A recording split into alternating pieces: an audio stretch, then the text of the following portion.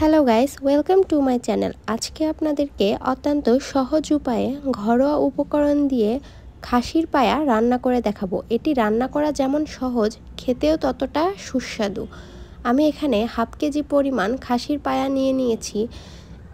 পাগুলো ভালোভাবে ধুয়ে নিয়েছি। এখন এখানে দিয়ে দিলাম 4-5টা এলাচ, কয়েকটা দারুচিনি, 2টি বড় বড় তেজপাতা, 2 চা চামচ পরিমাণ লবণ, 1 টেবিল চামচ পরিমাণ জিরা বাটা, 1 টেবিল চামচ পরিমাণ আদা রসুন বাটা, 1 চা চামচ পরিমাণ হলুদ গুঁড়ো, 2 চা চামচ পরিমাণ মরিচের গুঁড়ো ও 1.5 চা চামচ ধনিয়া গুঁড়ো, সাথে আরও দিয়ে দিলাম সামান্য তেল। এখন এগুলোকে ভালোভাবে মাখিয়ে নিব।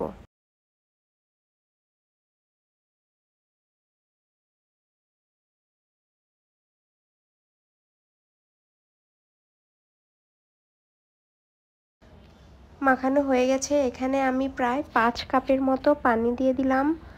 পানি দিয়ে এটিকে 2 ঘন্টার মতো মিডিয়াম টু লো হিটে সিদ্ধ হতে দিব। যেহেতু পা অনেক শক্ত হয়, এর জন্য অনেকক্ষণ এগুলোকে সিদ্ধ করতে হয়। আপনাদের কাছে প্রেসার কুকার থাকলে এটি এত সময় লাগবে না, তাড়াতাড়ি সিদ্ধ হয়ে যাবে। এই তো চলে আসলাম 2 ঘন্টা পর।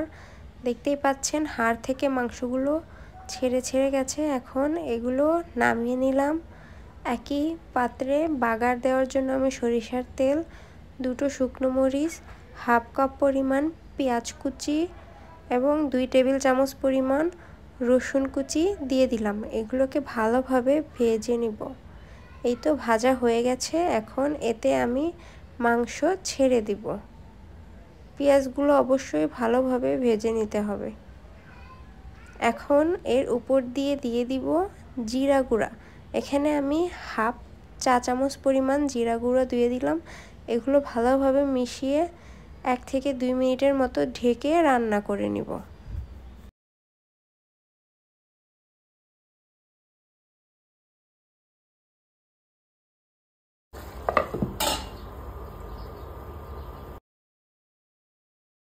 আপনারা যদি ঝোল রাখতে চান তাহলে পানি একটু বেশি করে দিবেন। আমি বেশি ঝোল পছন্দ করি না, এর জন্য একটু কম ঝোল রাখলাম। এই তো আমার রান্না হয়ে গেছে। এটি আপনারা গরম গরম পরোটা, রুটি বা ভাতের সাথেও খেতে পারেন।